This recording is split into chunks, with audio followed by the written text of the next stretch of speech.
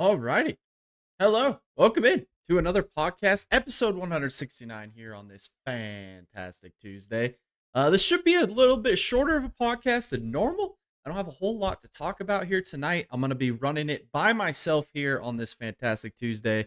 I do want to talk about the NASCAR races at Rockingham, the whole Rockingham weekend in whole. We're going to talk about Cleetus McFarland and his debut in the O'Reilly series. Does he have an opportunity? Well, did he do enough this weekend to race at Dega, which I'm hoping so, because we're going to be at Talladega in a couple of weeks, and I would love to see Cleetus ripping 2 races there at Talladega when I'm there.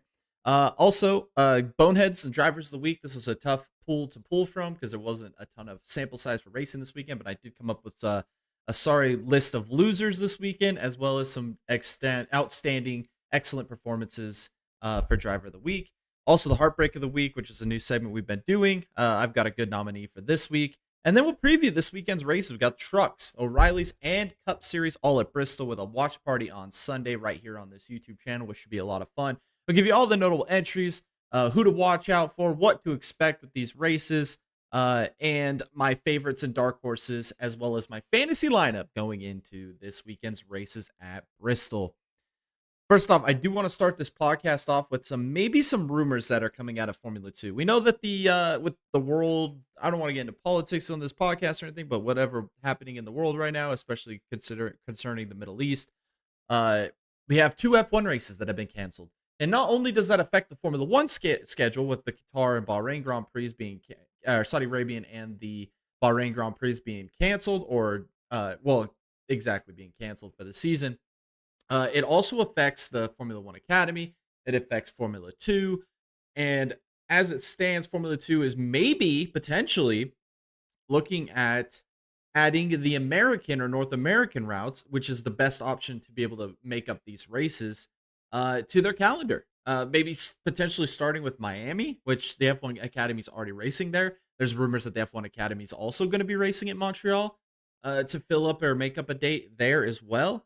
And then also Formula 2, if they go run Miami, it would financially make sense that you already got the cars over to North America.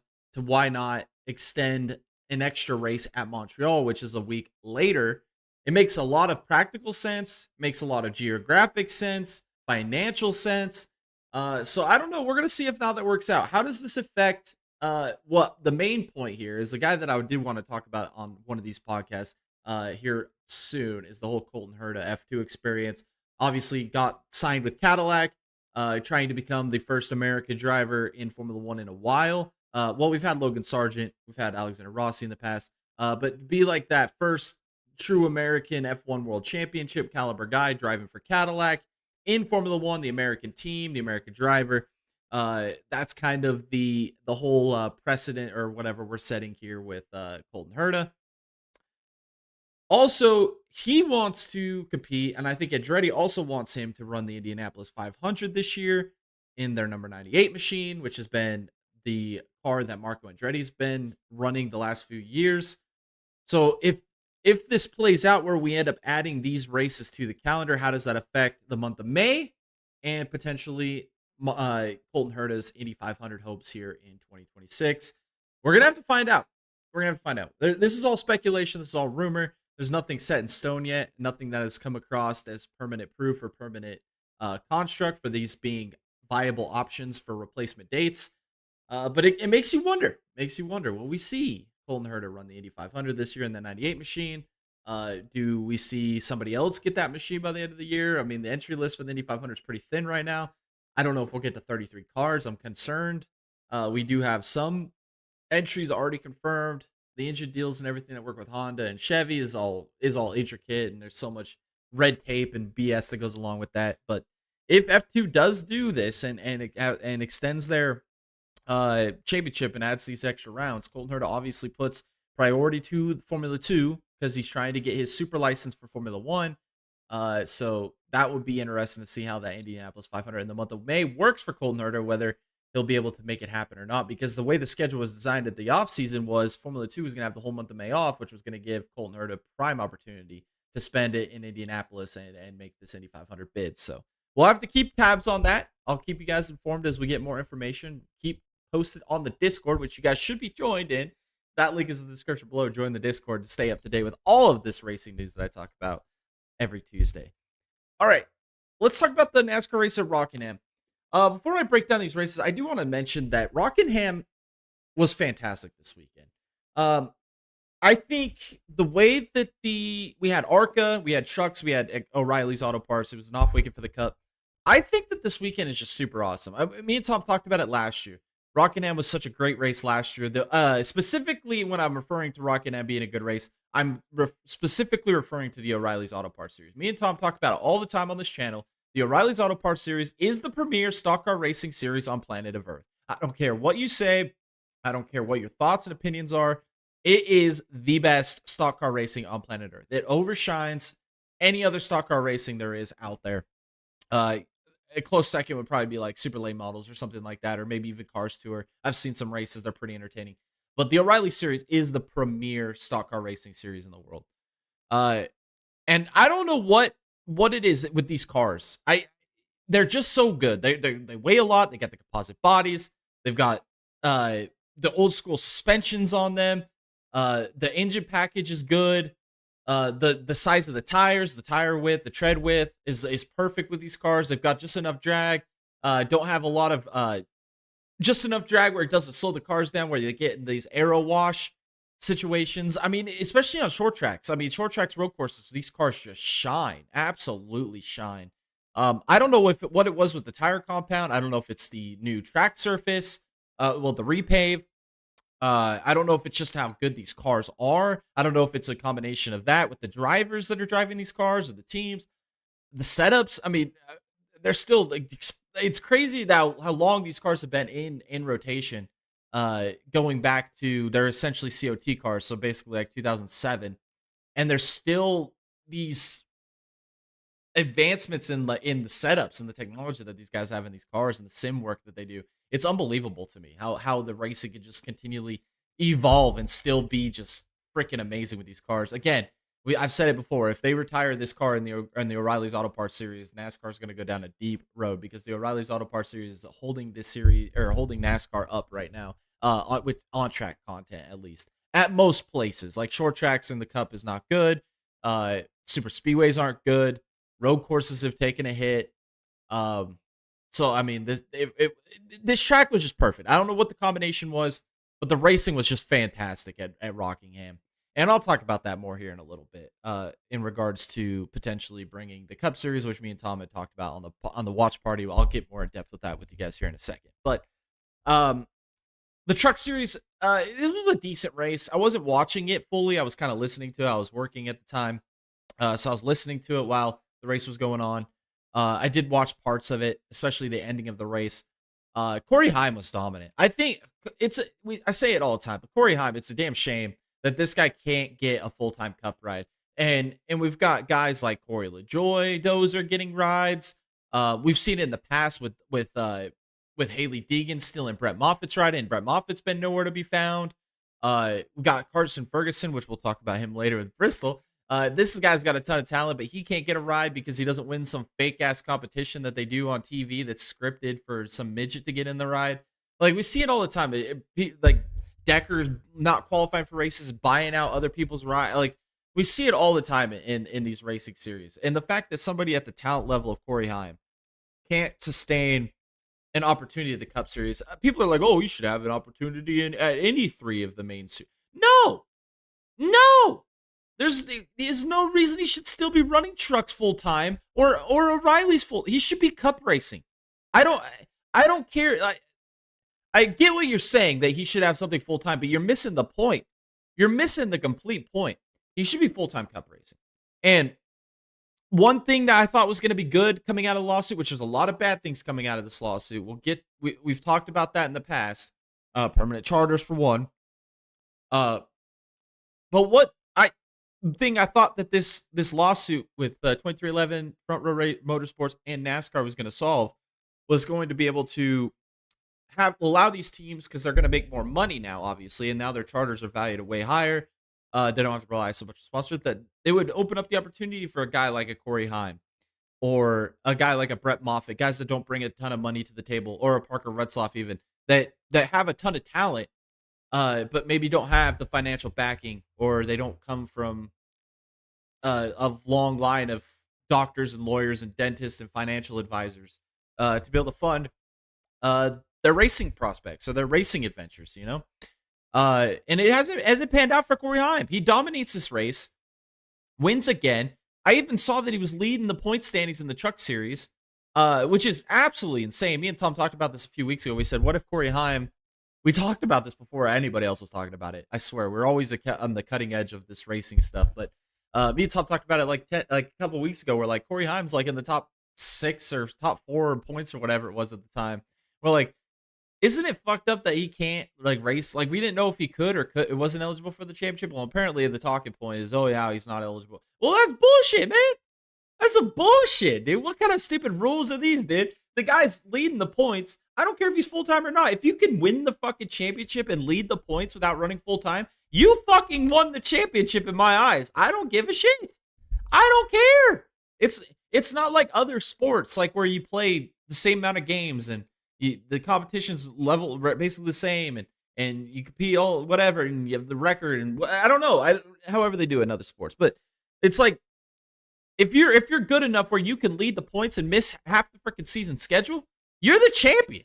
Like, pack it up, boys. Good job for everybody else, but fuck, you suck, dude. Because this guy just came in, competed in half the fucking races, and wins the championship. Like, that's champion to me. I don't give a shit if you run all the races or not. It's actually more impressive if you run less than the full schedule and you still win the championship. That's how I feel about that. It's kind of bullshit. The one thing I did want to talk about with this truck race that kind of pissed me off and irritated me. Well, 2 things. Again, the Fox broadcast is terrible. Jamie Little is fucking terrible. There was one point during the race where the action I felt like was probably pretty good. Like if I was listening to MRN, which I probably should have been doing that to begin with. Boneheaded move. I nominate me Bonehead of the Week for not listening to MRN instead of listening to Fox Sports 1 instead. But we're in the middle of the race, and I'm sure the action was good. I wasn't necessarily watching in the middle part of the race, but I'm sure the action was decent enough to have something to talk about with the amount of cars in the field and what I had witnessed at certain points, peeking in and checking it out while I was listening to it. We have a segment on the most famous rocks. And it was like a 5-minute segment. What the fuck are we doing, dude? What are we doing? I'm trying to watch a damn race or listen to a damn race, and we're spending 5 minutes talking about world's famous rocks. If that doesn't explain how freaking god-awful the production is in NASCAR on Fox, I appreciate everything Fox does for racing. They bought into IndyCar. They've turned IndyCar into a global phenomenon again. They broadcast all the NHRA races. They're doing high-limit sprint car stuff now. I've seen a Cars Tour race on there. They do all the NASCAR Truck Series races all season. They do the first half of the Cup season. They're doing good, and they've got their own channels, and they're promoting motorsports. They don't have the race hub or anything, but they're doing it all on YouTube, which is the way of the future anyway. You don't need a television show to talk about racing. You just need a good platform on the internet where people tune in, because that's where people are getting their information anyway. But the product of production value and of the broadcast itself, the camera cuts, the camera angles, the amount of commercials. I talk about that on every watch party. We go 10 laps into a race, fucking commercial. Every 10 laps, commercial. It's just, and then you've got people in the booth that are incompetent. Jamie Little talks about the race as if somebody has died the whole time. And Corey Heim off of turn 4. He's gonna get the white flag. He's off of turn 4. Down the back straightaway. Corey Heim. He's gonna win. Here at Rockingham. Like, what the fuck is that, dude? Like, that was basically as accurate as fucking you can get right there with Jamie Little. Like, everybody has to be dead. Everybody's dog has to be hit by a car. Everybody has to have cancer. Like, no! Fucking the race is exciting! Especially the end of the race! Which pisses me off. This is my second point here. End of the race. It's entertaining. We got Caden Honeycutt running Corey Heim down with about 15 laps to go. This is when I was tuned in to watch the finish of this race because it was super entertaining. And he's running Corey Heim down, just running him down lap after lap. He's cutting into the lead, just digging. You're like, you see it closing lap after lap. And the whole time, it's like they weren't even focused on it. It was like a fucking hassle to even bring it up or talk about it. The camera was doing a good job following the battle, and we were able to see the lap times, which is another thing that they fucking finally fixed. We got to see intervals and lap times that they would rarely give us at the end of these races. But we got it here, and I'm watching it, and I'm listening to the broadcast, and they could not be bothered at all that we're battling for the race win here. Could not be bothered. Couldn't even give a damn about what the battle we were seeing on track. And it made me lose interest in something that was interesting. And I wanted to be interested in it. And I was to as much invested in as I could possibly be. But we're talking about it like somebody's dead. We couldn't be bothered that we're having to talk about this battle for the win. Like, as somebody that's done this broadcast and stuff before, as me and Tom have done with the iRacing stuff, there is races we would have begged and pleaded with all racing gods to give us something exciting as that to call to the end. Because most times you're getting like a guy run away with the race and there's not much to talk about. You're trying to go through the field and find battles, and they had it fucking handed to them on a golden platter, and they couldn't be bothered to even care. That frustrated me. Then the second point of this, Tanner Gray, teammates to both guys battling for the win, Caden Honeycutt and Corey Heim. With about 3 laps to go, they've closed up to him. At some point, I've seen a lot of racing in my life. A lot of racing. Probably more racing than it should even be allowed. Etiquette. There's etiquette to this, man. Like, it's not your day. You're gonna go a lap down. I understand both trucks are your teammates. That should be even more of a reason to get the fuck out of the way and let them battle it out. But he puts himself in the picture, in the frame, running in front of the 2 leaders when Caden Honeycutt's trying to make his move to the outside. I'm not saying Caden Honeycutt wins this race, but he never even had a chance. Didn't even have a chance. And I don't want to hear excuses as, oh, the spotter didn't inform him, or he's still racing for something. Fuck no, dude. My thought is, if it's the end of the race, you're closing into the final laps, you've got to concede, man. You've got to concede. Get behind the leaders. You're still in a free pass position, so if a caution comes out, you can get your lap back, which is what you would be racing for if you stayed in front of the leaders. So you're losing and gaining nothing by moving out of the way. Gaining and losing nothing. Not diddly squat. You're doing nothing but affecting the race. I don't want to hear the excuses. It cost Caden Honeycutt an opportunity at a win. It cost us an opportunity of seeing a side-by-side finish and a memorable moment that would have gone down in history at Rockingham. Because I think we would have seen a photo finish. I think it would have been no fender to fender, wheel to wheel drag race to the line. But no, Caden Honeycutt had to back out of it. Corey Heim doing Corey Heim things because he's that good. He realized the situation he's in. He full sent it on the bottom. He used it as a pick. But there should have never been a situation where that even needed to happen. There's a point where you just have to be aware of your situation. This is why Taylor Gray hasn't won a race. And if I'm his competitors and I rewatch that back, if I see Taylor Gray race for a win at the end of a race, I'm not conceding.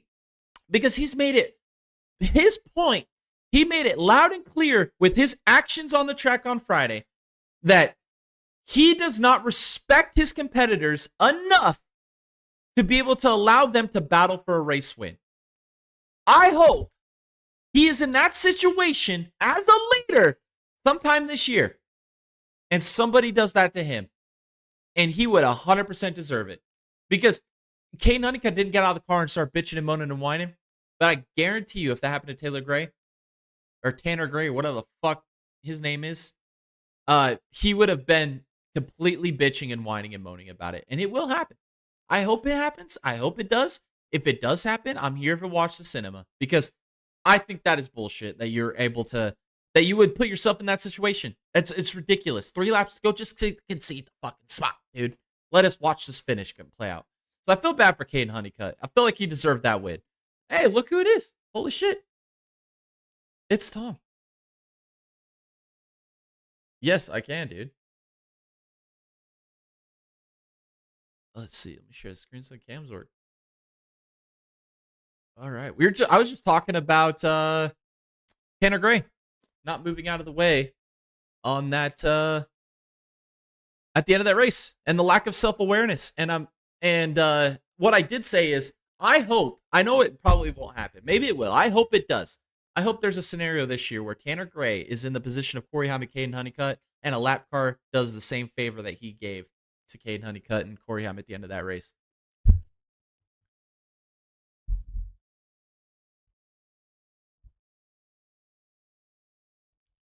One second. I might have you actually muted. Yeah, I did. All right. Yeah, now you're good. Sorry about that. Okay. I said that was some serious Chase Elliott Bristol bitch boy energy right there. Absolutely. Absolutely ridiculous. And then I was talking about the broadcast. That was just fucking miserable, dude. The fact that we had a 5-minute segment at one point in the race talking about world's famous rocks, and we're at the end of this race. And how many times, Tom, did we do those iRacing broadcasts where we freaking would have begged anybody and every racing god out there to get a finish as good as we got at the end of that truck race to call? And they just completely squandered it and didn't even, they couldn't be bothered to even give a shit about what was happening on track. Like, no. What was, I can't remember, was Jamie Little even there? Yeah, Jamie Little was broadcasting it, acting like everybody's dog died, everybody got ran over by a car, everybody has cancer routine. Like, I think at the end of that race, I wanted to be run over by a car. I think it'd be better than the product that we were given. Well, and here it is. You give them, they take one step forward. And the step forward this weekend, Tom, was, what have we been bitching about? We've been bitching about no intervals or lap times at the end of these races or at any points of these races. We had it this week, finally. But then we take 2 steps back by a broadcast booth that brought zero fucking energy and gave less than 10 fucks that they were even there to broadcast that race. It's like there was 100 places they'd rather fucking be than calling that race. Yeah. They don't give a shit. It's just It's pretty fucking apparent too. It's pretty fucking apparent. NASCAR on Fox is an absolute joke. And it's hard to hate on them because they do have a lot of investment in motorsports, right? The researchers of IndyCar, the Cars Tour, high limit sprint cars. They've got the first half of the NASCAR schedule. They do the full truck season. They got Indy NXT. They got NHRA. They even had MotoGP here this year so far. Like, they've had a lot of good motorsports, but it's like, why do they invest so much time and put all this effort into their motorsports, but then they hire just some of the most incompetent people to put the production together? I don't know. It just, again, one step forward, two steps back. It's hard to make fun of the mentally inept. Yeah. And the commercials every 10 laps is just another thing. Like, watch a race on CW, watch a race on Fox. There's a half the commercial. Well, I don't know. I can't say shit because CW loaded on commercials this weekend. I don't know if it's because it was Saturday Easter, but I don't care if you've got a 30-second commercial every 5 minutes, right? Give me something worth watching. yeah. Give me something that I'm excited to come back from a commercial to continue watching.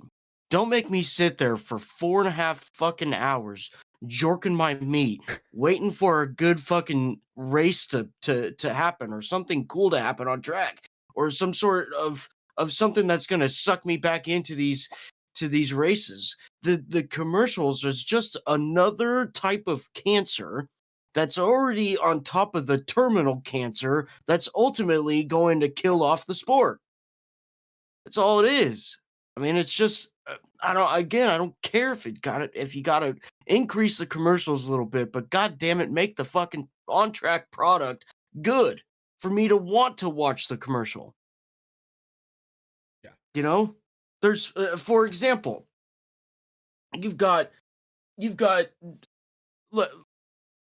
Twitch streamers on here that are pulling 10, 20, 30, 40,000 people.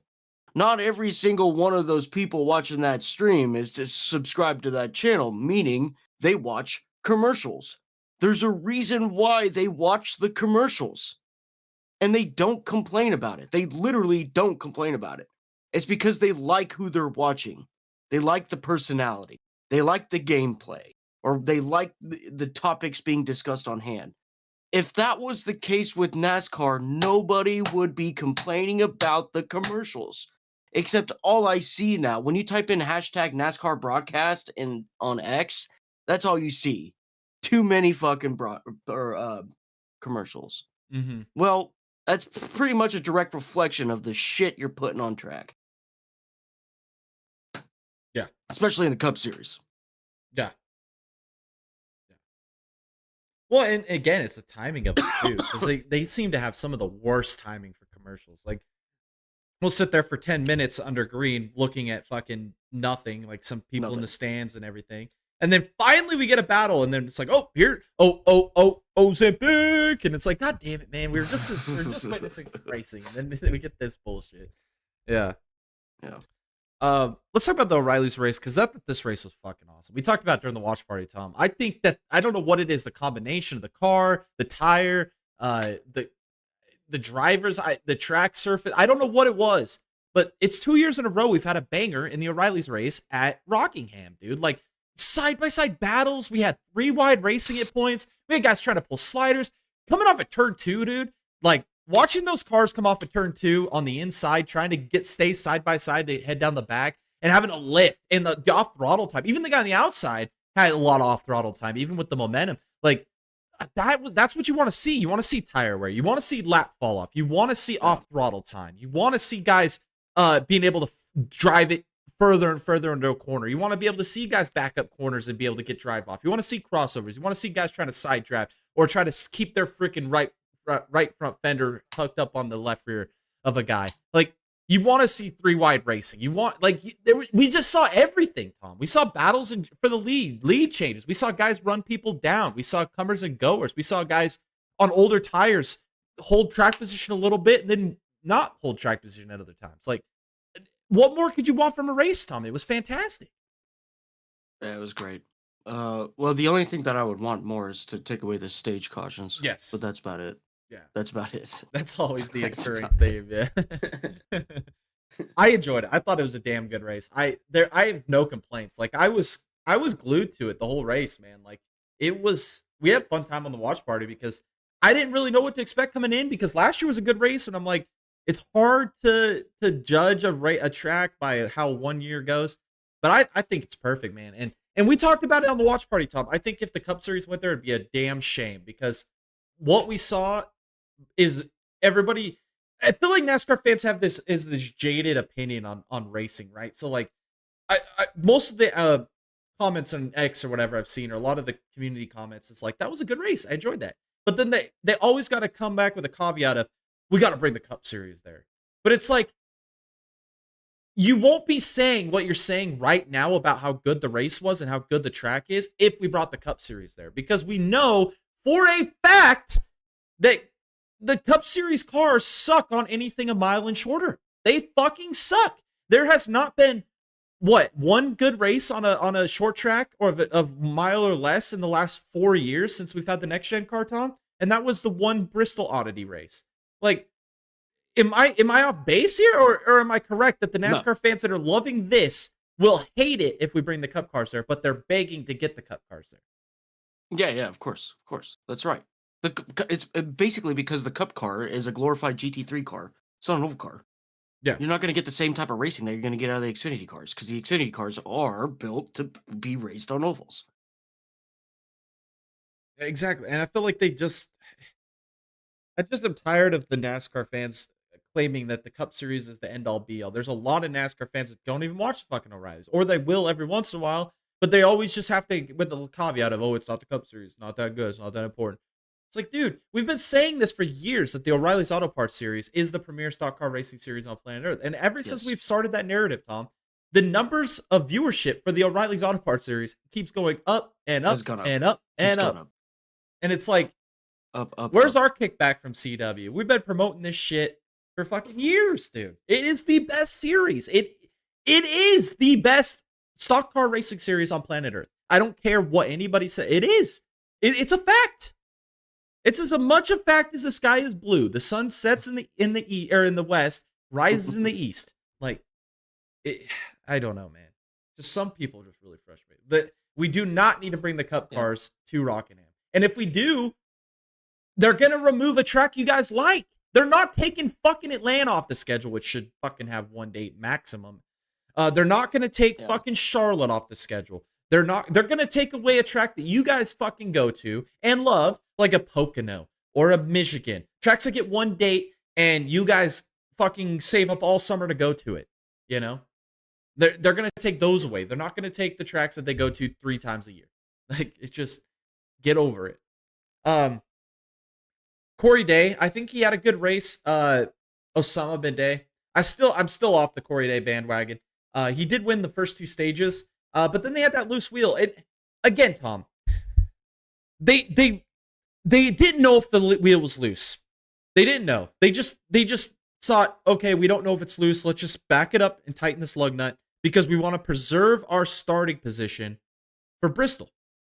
What kind of bass-ackwards philosophy is this, Tom? We're going to give away a chance to win this race so we can have a good preferred starting spot or pit selection at Bristol. What kind of fucking bass-ackwards philosophy is this bullshit? Well, what's the logic behind that? I'm not understanding. I'm not understanding. It makes no sense. Don't you choose pit selection based upon where you've finished the last race? Yeah, well, exactly. There's a metric that goes to it, like how you finish, like your fastest lap of this week's race, average out to like how good you qualified here to to your finishing position. Your points. There's like all this shit they put into an average, and that's how. Well, they had to calculate it out. Apparently, they were going to get the first selection for pit stall at Bristol. But besides that, Tom, like, what is the logic of giving away a win today for the hopes to win tomorrow? You know, like loser mentality. That's loser mentality. Exactly what I thought. Watching the race, that's loser mentality, and that right there is going to nominate Corey Day's pit crew, whatever it is, as a fucking bonehead of the week, because tomorrow's not a fucking guarantee. But you know what is, Tom? Fucking today. We're living it, bitch. We're here. Like, yeah, that made no fucking sense. Zero fucking sense to me, dude. And he was non-factor for the rest of the day. And I said it during the watch party. I said, Corey Day's fast, but once he loses track position, he's cooked. He's done. And that's exactly what happened. They gave away the track position, never overcame it. Again, let's talk about boneheaded crews, because this is another one that's going to get a nominee. The crew chief for Brent Cruz, dude. What the fuck are we doing? We got 96 laps to go. The entire field comes down to pit. And Brent Cruz's crew chief was the only dumbass moron on the box that decided to put 2 tires on a race-winning race car when everybody else around him took 4. With 96 laps to go! And we saw there was tire wear. We saw it from the first run of the day. Tom, get some ridges on this man's brain. What is happening here? Pisses me off. Oh, man. I have no words. It pisses me off. Like, Brent Cruz, I don't care what anybody says. Brent Cruz was going to win that race. He had the best car. If they would have put 4 tires on it, Brent Cruz is off and sailing away, winning this race, going away. And they pull this absolute smooth brain. Tom, we've talked about this on how many podcasts this year. How many times are pit crews, crew chiefs, how many times spotters are going to affect the outcomes of races and fuck themselves over this year, Tom? It is becoming an absolute laughable meme. It's almost like Rodney Childers is back in this motherfucker. It's in every motorsport this year, Tom. It's been pathetic. We've seen Ferrari do an F1 this year, which is no shocker there. We've seen it with Andretti and IndyCar. We saw it with McLaren at Barber. We've seen it with Blaney's pit crew this year. We've seen it with Denny Hamlin's pit crew this year. We've seen it all over motorsports, Tom. It's a freaking plague. It's a disease. And I don't know what's gonna be how to course correct this, because everybody's doing it. I think it's the contrails. The contrails. Everybody's getting that tism. Yeah. Everybody's getting extra dose this year. Oh man, something in the water, dude. Turning all the frogs gay. Turning all the frogs gay. Oh man. So yeah, that sucks, man. So I feel bad. That's gonna nominate Brent Cruz for Heartbreak of the Week, because that just sucks, man. He was pissed about it. They you could hear his radio. He's like, "Why the hell did we take 2 tires?" He even knew they were fucked. They were cooked. Like, I don't know. That was pretty ridiculous. I do want to mention a couple good runs, because for one, Jeremy Clements. What a fantastic run Jeremy Clements had. Him and Ryan Sieg got into it. We watched it live, and we both came to the conclusion that was a racing deal. They're both basically going for the same spot at the exact same time. Clements is coming down. Sieg is coming up. It was so unfortunate, man. It was some, what do we call it, back marker, or was it underdog on underdog crime? Felt bad for those guys. They both had good runs. Ryan Sieg, I think, did finish in the top 10. Another guy that had a good run, Parker Retzloff. Fantastic run again. This is the race that put him on the map for everybody else last year. Me and Tom were already high on Parker Retzloff, and it was last year at Rockingham when he qualified on pole, finished second, ran in the top 5 all day. That's when everybody else started to mainstream, was like, oh, he's got the talent. He backed it up again this year with a new team and had another solid run. The one thing that did chat my ass a little bit, Tom, we talked about it during the watch party. He was running 7th at the time, Kyle Sieg. Running better than Ryan Sieg in this race, by the way. Had a very fast car. And then all of a sudden, one lap, you look down and he's on the apron. and then he's pitting. We never got Yeah. clarification of what happened. They never talked about it, never mentioned it. I still don't know what the fuck happened there. Like, I don't know either. We talked about in the watch party. If that's a JRM car, if that's a fucking Joe Gibbs car, we're having a whole 10-minute fucking discussion about how that fucking played out. But if it had to be Ryan Sieg and Ryan Sieg Racing, and they don't care. We don't talk about it. No, they don't care. That chat my care ass. about the big names. I would have They liked only to know. care about the big names. Yeah. Let's talk about Cleetus. I don't know what's your opinion. How do you think he did this weekend, man? I don't know. I don't really know how to feel about this. There's so many ways I can go. I would have named it successful. Yes. If he didn't cause any cautions. Yeah. Now he caused a few cautions. Obviously, I mean, he even said himself he's got some room to grow. But why aren't we taking this opportunity?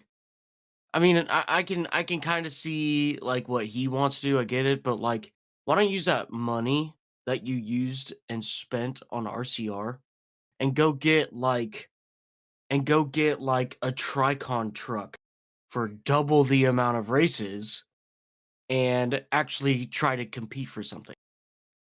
Because I was thinking about that. The other day, and I was like, if I was in Cleetus's position, I wouldn't want to be going out there just to complete races. If I felt like I had the talent, I'd want to go out there with good equipment, and I'd want to go out there and prove myself, and I'd want to go out there and win races.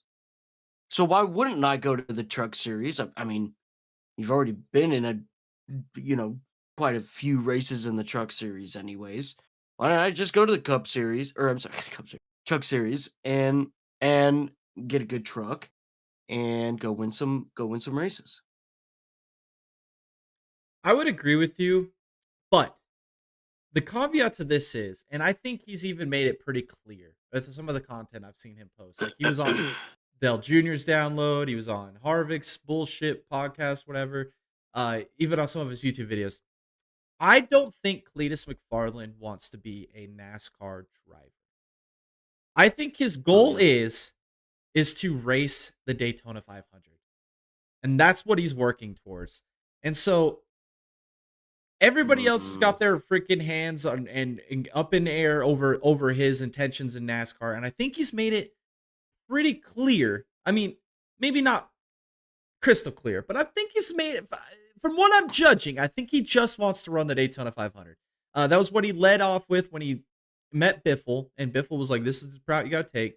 I think he's just doing all this other shit to make NASCAR happy, to get to a point where when he gets to the 500 in a year or two from now and runs that and retires from NASCAR, he did it. You know what I mean? I that's the way I feel about this. So I feel like over the whole weekend, yeah, he did cause some cautions. But what I did take from it is he didn't hit anything, right? Like, how many other drivers in that situation would have hit something? But he also got rejected to run Kansas this weekend. Yeah, see, I don't understand how that could happen. It's not like he completed all the laps. He didn't hit anybody. He only caused one caution. I don't know. I bet you it's because of that caution he caused. I bet you it is. Yeah, but I bet you. There was a guy in the 55 car. Well, I agree. It was probably that one caution he caused. I get it. Yeah. But, yeah, I get it. I get what you're saying. NASCAR thinks that one caution. But then again, you look and there was 5 other cautions for other guys doing shit. Like Anthony Alfredo fucking spun it one time. But almost identical to what happened with Cleetus. I don't know. I would like to see Cleetus get to a point where he can run the Daytona 500 because I feel like that's really all he wants to do, man. Like, just let the man run the goddamn Daytona 500. That's his life goal. He's at the right team to get the experience to be able to be fast enough to be able to get to the 500. Because if you're going to go run a plate race, Tom, who the fuck do you want to be with in the O'Reilly's Auto Parts Series? You want to be with RCR. They've won every fucking race on a plate track. So, like, if he can get to Talladega or Daytona in an RCR car, he's going to have good equipment and he's going to be able to race up front, which is what you need to do if you're going to be able to get the experience to be able to put yourself in a position to run the Daytona 500. So, I think I think overall it was he ran what I thought he was gonna run, dude. Like I didn't have any expectations. I don't think it was good. I don't think it was bad. I think it was just fucking right where my expectation was for him. And he did spin out once, but he did save it, so it's got to show a little bit of. I don't know. I feel like NASCAR's got their hands tied behind their backs because they need Cleetus. They need him desperately. They're trying to rush him through the process, but then you've got other guys who are trying to make it as NASCAR drivers that are bitching that he's got this easy path, but he's not. I don't think he wants to be a NASCAR driver. I think he just wants to run the fucking Daytona 500. So it's like, you've got to look at it at two different fucking viewpoints here. Like, it's not a straight linear ideology here of how to get there, I guess. I don't know. Maybe I'm wrong. Maybe he does want to be a NASCAR driver and he wants to fucking run full-time cup someday. I don't fucking know what's going on between those ears of his, but I feel like if he wants to be a Daytona 500 guy or a plate specialist, he's on the right fucking track. So I don't know. I don't know. I don't know. Yeah. Is there anything else you want to add? I didn't know that. I haven't watched a lot of the media stuff that he's done. So I didn't know that. But I've been paying attention to it a lot because, like, there's so much people on the internet that are just shitting on him and hating on him over this, especially a lot of people in the industry. Like, I'm just like, dude, why? Yeah. Like, I'm like, if they're saying this, I've got to go. Like, I'm not the type of person that's just gonna jump on a fucking bandwagon to jump on a bandwagon. I gotta get all the context. Right. Like, I want to hear it from both sides, right? And so, yeah, that's yeah. So that's kind of why I've been paying attention to a lot of the shit. So,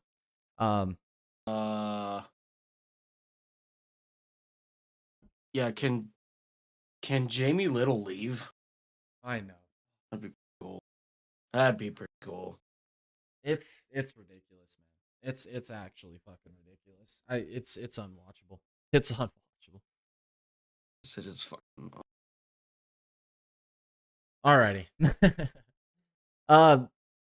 These polls will be out for you guys at the end of the podcast on the YouTube channel. Make sure you guys go vote. Our drivers of the week, I'm going to nominate Cole Butcher, P10 in the trucks. Cleetus McFarland did run P4 in the ARCA race. I didn't talk much about that race here this weekend because I didn't catch it. And then Parker Retzloff, P8 in the O'Reilly Auto Parts race. Boneheads of the week, Taylor Gray for interfering at the finish in the trucks.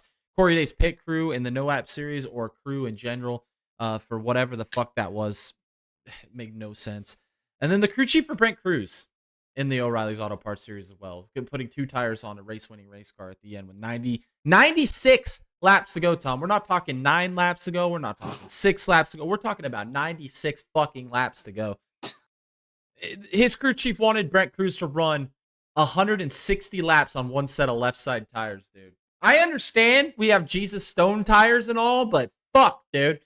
This is ridiculous, dude. Oh man. And he ended up having a pit with like 30 laps to go because he said his tire was down. Well, no shit. I could have told you that. God damn. Trying asking a lot out of them tires, man. God damn. All right.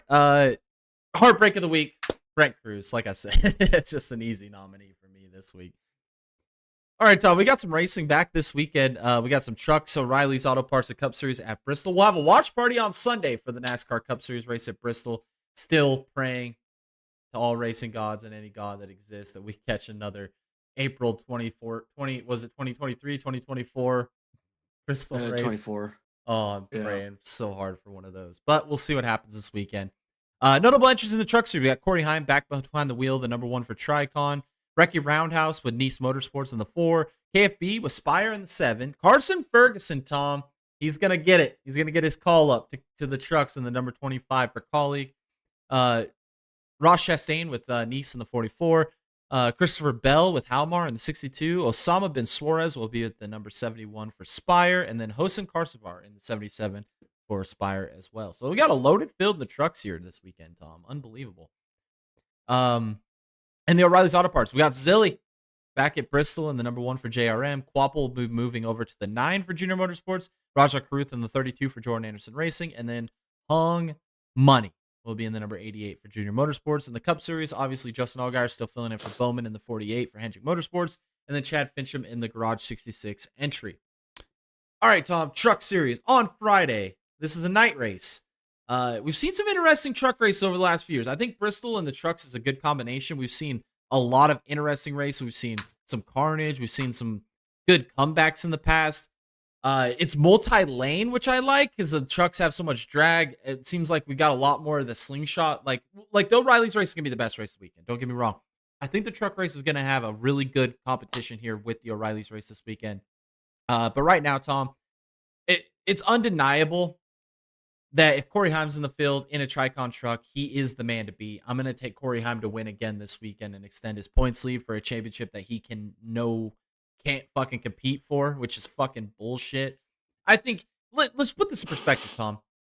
If you lead the points and you run half the races at the end of the year and you're still leading the points, how are you not the fucking champion? I don't give it. What, you have to run all the races? Well, I only had to run half of them to lead the points. What the fuck is that? What the fuck is that? Make that make sense. We're racing for points now in NASCAR, and a guy runs half the races, leads the points, and he can't compete for a championship? What are we doing? What are we actually doing? They're soft. That should be even more of a reason he should compete for the championship. Like, look at the storyline this could be, Tom. The guy's ran 3 of the 7 fucking races, and he's leading the points. Like, what are we doing? What are we doing, guys? Come on, NASCAR. Pull your head out of your ass. But I'm taking Corey Haim this weekend to win again, extend his points lead. I think that this weekend's a triple truck challenge as well, and I think if he wins this weekend, he banks like $500K. Maybe that'll be enough money for him to go and run the rest of the season to go win his championship in the trucks.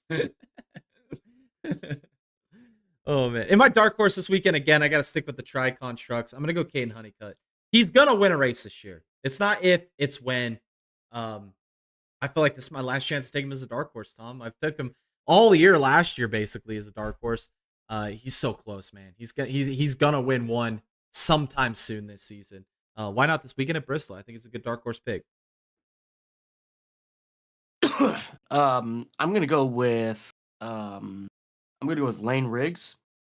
Because I think he's one of the only guys to really be able to take it to Haim. I don't think Enfinger's gonna stand a chance this weekend. Just in my humble opinion. And then for my dark horse, I'm gonna go with Frankie Muniz. Hell yeah, for literally no reason, because Saturday, yeah, dude, or Friday. It's Friday. It's Friday. It's the same time as the truck race. Yeah, they had to rearrange the entire filming schedule of that entire show just to go around his racing schedule, which is pretty badass, dude. Can you imagine having that come out, dude? Yeah, that's badass. Yeah, it'll be interesting. I like how neither of us took any of the loaded cup stars that are in this field this weekend. We both took some regulars or some not so regulars. That's how I feel. I feel like it's gonna be. I like the Riggs pick. He's won there at Bristol in the past. I do like the Riggs pick. I want to change my dark horse. I'm going with Carson Ferguson. I don't know what the hell I was thinking. Dude, because and I'm gonna tell you why. Carson Ferguson is going to finish higher than Midget Tyrell. Facts. Just watch. Facts. Just watch. And he's gonna finish really good. He's gonna finish really good. Watch. Yeah, just because Carson Ferguson lost the how good can you park your car and talk to a camera in 30 seconds, fucking competition. That's how he lost the competition, Tom. I went back and rewatched it, and I went to see all the points that he lost. He lost all of his points on how he could park a fucking Ram truck, get out of the truck with it still running, walking over with a water bottle in his hand, explaining how to buy water or some shit. You know what I have yet to see? A commercial of Midget Tyrell. Yeah, or Midget Tyrell in the media center. Yeah. Facts. I have yet to see that. What a fucking worthless part of the competition. That was just absolutely ridiculous. If that part of the competition didn't count, fucking Ferguson wins it going away, bro. Like, that's bullshit, man. Absolute bullshit. The No App Series on Saturday. This could be the race of the weekend, in my opinion. I think this race can be badass. Those O'Reilly cars at Bristol is a fucking beautiful combination. Watching people try to make the bottom work because the top is so dominant these last few years is really impressive. If you've got a really good car that can work on the bottom, you're going to have a chance to win the race. And what cars have we seen that have been able to work the bottom better than anybody else the last couple of years? It's been those JRM cars. The Toyotas have been really good there, but they're always so top dominant. We've never really seen them be able to really make speed on the bottom, and I think that's going to be a huge factor in claiming this victory this weekend, especially with going through as much lap traffic as you're going to go through. If you can't get your car to hook up on the bottom, be able to roll that corner speed, you're going to really struggle to win this race. I think Allgaier is a heavy favorite. I would pick him probably to win this race, but I'm not going to because it's C Zilly time, son. C Zilly back in Bristol, baby. He's going to get the dub this weekend. He's had a rough fucking year in the Cup Series. He needs something to break his way, and I think this weekend's the weekend he gets back in a victory lane. I think it builds momentum on the Cup side going for the rest of the season. Then my dark horse, again, Junior Motorsports. I'm going to go Carson Kvapil. Again, this is another guy that is just right there. Him and Caden Honeycutt I put on the same level. There was lots of races last year where both of them were right there to win races that just never happened, never materialized. This year, it feels like Carson Kvapil, Caden Honeycutt, they're both going to win a race this year. It's just a matter of when. So I'm going to keep taking him as a dark horse until he gets that done, because then I won't be able to take him anymore. All right. I think Jay saved it for me because I'm going to take Justin Allgaier for favorite. Yeah, I'm going to take him, and I'll tell you why. He has led the most laps in the past 5 out of 6 races at Bristol. I'm reading it right here. Has led the least amount of laps that he's led in the past 8 races. The least amount was 60 laps that he led. That's the least amount. And then he's got 2 wins there. I think that's a pretty incredible stat. I think that's pretty kick-ass. But I've been choosing Allgaier for what, the past 4 weeks now? 5 weeks, 6 weeks. That's worked out good for you too. Yeah, it's worked out really good. But again, I think he's a pretty clear choice here as well. I think he's just that good at Bristol. And then for a dark horse, I'm gonna go Sieg. We've seen glimpses of speed out of Sieg here in the past. We've also seen glimpses of like absolutely like his team absolutely shit in the bed. I don't know what it's gonna be like this weekend for him, but I hope it's pretty kick-ass. I like it. Dude, I'm on the Sieg bandwagon too, man. But I'm starting to pull for Kyle Sieg more than I am with Ryan Sieg anymore, dude. Like I have been super fucking impressed with Kyle Sieg. He is kicking ass, dude. There's some weekends you look up and he's outrunning Ryan Sieg, and I'm like, he's got like it's crazy, dude. I don't know what the fuck that family been feeding them guys when they're growing up, but dude, there's some race car driving motherfuckers. Cornbread. There's some driving motherfuckers, man. I'll still remember that one year where at Dega and Kyle Sieg was leading off of turn 2 on the final lap and it didn't fucking win it, man. We were fucking losing our fucking minds. That was Ryan. Was it Ryan? It was one of the Siegs. Yeah, that was Ryan. Oh, yeah. I swear to God, if I'm at Talladega and Ryan Sieg wins that fucking race, I'm going to lose it. I'm going to absolutely lose it. I mean, I'm talking like black out for like 48 hours straight. Dude, I'm with you, dude. If one of the Siegs wins at Dega, bro, we're having a fucking party. I'm going to be puking. That's what's going to happen. I've never puked at Talladega, but I will be puking if Ryan Sieg wins. Yeah, that's like a guarantee. That's gonna happen. That's going to happen. We'll have to film it. If Ryan make the highlight reel. Yeah. Make the highlight reel. Hell yeah. All right, and then Sunday, like I said, we'll be here for a watch party for the Food City 500. Tom, I don't know who to take this race, man. It's this race for me feels so unpredictable. I think it's gonna be a Toyota. I really do. I think it's going to be a Toyota. And then I started going through the Toyotas to narrow it down. And I was like, Hamlin's been on a heater this year, but I just don't like the fucker. So it's hard for me to want to take him. And then you've got Briscoe, who's been the most inconsistent, irrelevant, Mr. Irrelevant here in 2026.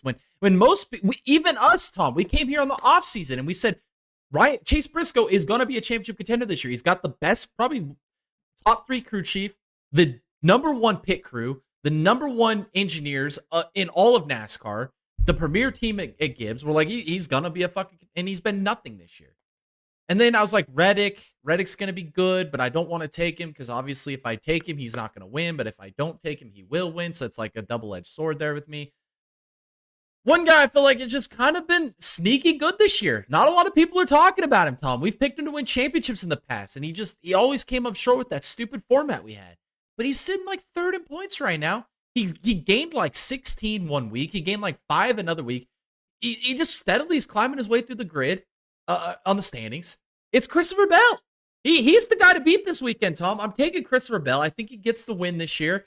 And I think Christopher Bell is still an outside chance to catch Reddick and win this regular season championship. I don't think it's over yet. I think if anybody's going to do it, it's going to be a Blaney, a Hamlin, or a Bell. One of those 3 guys are going to, mark my words on this podcast, episode 169, either Bell, Blaney, or Hamlin is going to win the regular season championship, not Tyler Reddick. And I think it starts this weekend with one of them, and that be Christopher Bell. My dark horse. I know Tom is probably not going to agree with this. We know his opinions on this. I cannot, with the godly amounts of time I've watched racing in my life, Tom, the godly amount of championships I've followed, the godly amount of things. What is the one thing that we always talk about? It's fucking momentum. Momentum is a thing in NASCAR, in all motorsports. We see it in sports car racing all the time. We see it in IndyCar racing. Momentum is a fucking thing in racing. It's not just momentum as in other sports, but it's the mental aspect of it. The crew gets hyped up. Your pit crew seems to perform better. You bring better cars to the track. You spend more time in the sim. You study more data. You work out harder in the gym. Like, there's just so many things that just, when you've got the momentum rolling, it just fucking rolls and rolls and rolls. And once that thing gets rolling downhill, it's hard to slow it down. And the guy I think that has had the most momentum over the last 5 weeks, the results are fucking showing it. And I am a person, Tom, we came here on the offseason. We both wrote this fucker off and we said he's a bust. I might have to eat crow on this one of these days, Tom, but I think Ty Gibbs is due to win a race sooner than rather than later. I think his if we had that pendulum where it's like 50%, is he going to win one or not going to win one? I think the pendulum starting to roll is he's going to fucking win a race. I'm going to go with Gibbs as my dark horse this weekend. I just can't look past the recent success and momentum. I don't necessarily disagree with that. Just because of the momentum side of it.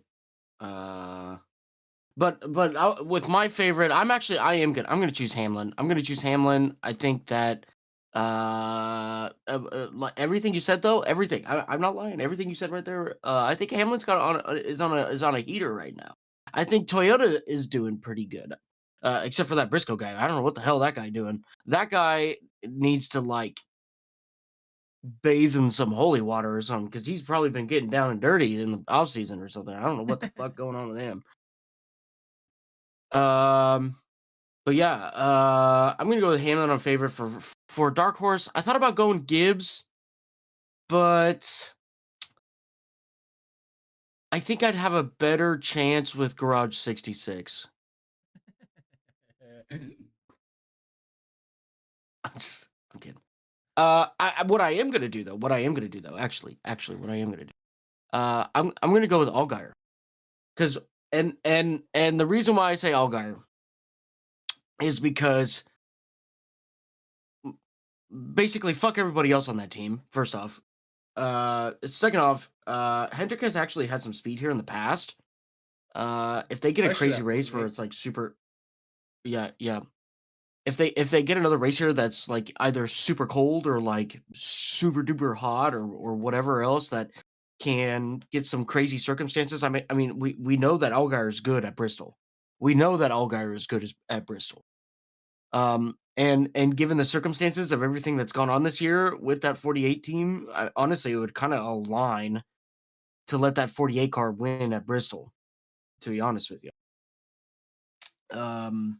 So I don't know. I don't know. I would take Gibbs on any normal weekend, but I have a feeling. I have this feeling.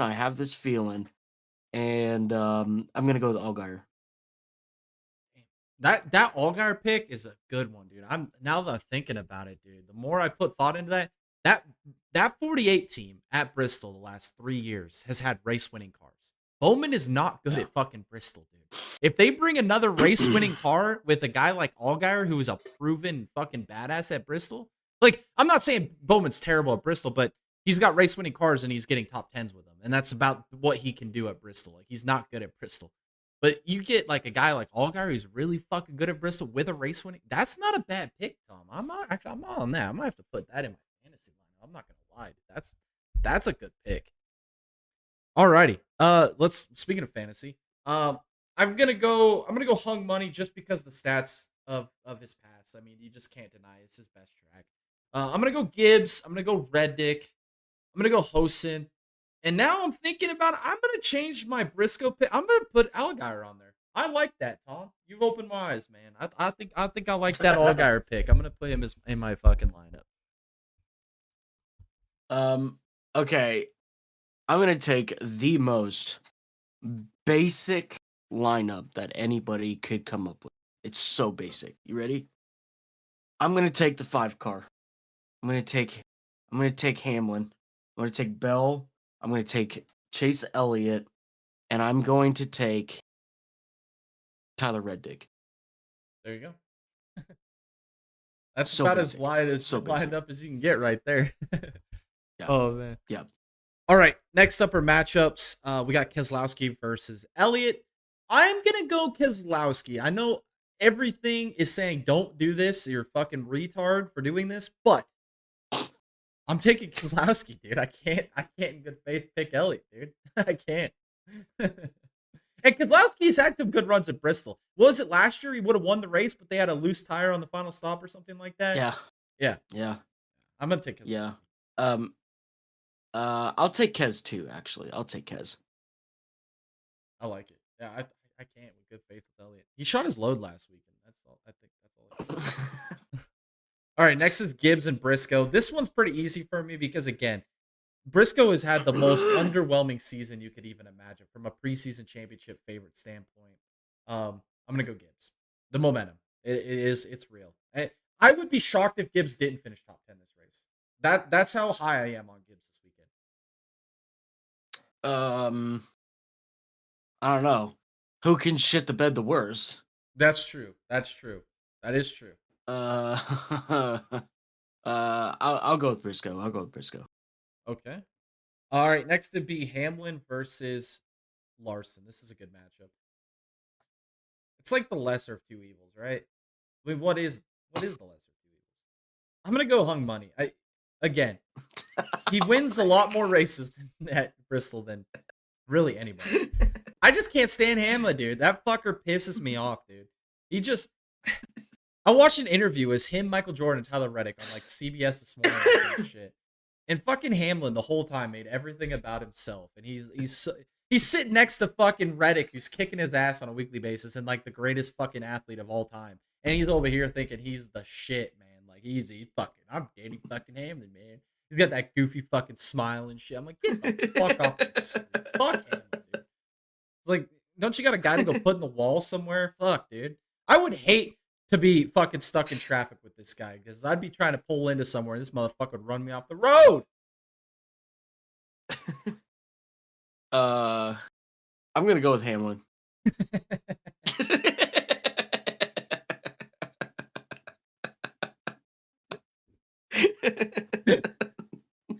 That was perfect. Oh man. Alrighty. Next matchup is Hosen Karsavar versus Barry or Barry. I'm going Hosen. It's not even a competition. Come on, guys. That's Hosen. Alrighty, those are our NASCAR picks, favorite start course of what to expect, and our fantasy lineups for this weekend's race at Bristol. Again, watch party on Sunday. Come tune in, hang out with us, come chat in the chat with the boys, come shoot the shit. Let's hang out, let's have a good time. It should be a lot of fun. If you guys enjoyed the podcast, again, make sure to like, comment, subscribe, turn on the bell notifications, stay updated with everything happening on the channel. If you guys want to follow us on all of our social medias, all those are on the bottom of the screen, as well as have links in the description below. Come follow us over there. Stay up to date with everything happening with the Dega Boys YouTube channel. Again, those polls will be out after this podcast here in about 4 minutes. Those polls will go live. Make sure you guys vote. Curious who you guys think are driver and boneheads of the week. If you guys want to support the boys, come join our Discord. If you want to join the best motorsports community on the internet, all the drama, news, rumors, memes, everything motorsports related, all motorsports series around the world, we have it right here in our Discord. Come post your own stuff. We love when you guys do that. We interact with you guys in there every single day. If you guys want to support the boys even more, help us keep making this content, keep us pushing along as we keep trying to build it back up to a point where we can get monetized again. You can help us out by checking out our merch store. That link is in the description below. You can buy you some fancy ass Dega Boys merchandise, some cool hoodies, some beanies, some hats, some t-shirts, bumper stickers for your wife's minivan, whatever it may be. Go buy you some damn Dega Boys merch. All those proceeds help us make this content for you guys every single week. Appreciate you guys so much for tuning in. Hopefully you guys enjoyed the content. Hopefully you guys enjoyed the races this weekend. And hopefully we'll catch you all on Saturday for the watch party. Thanks again for tuning in. It's the Dega Boys, another podcast, episode 169. We'll catch you all in the next one.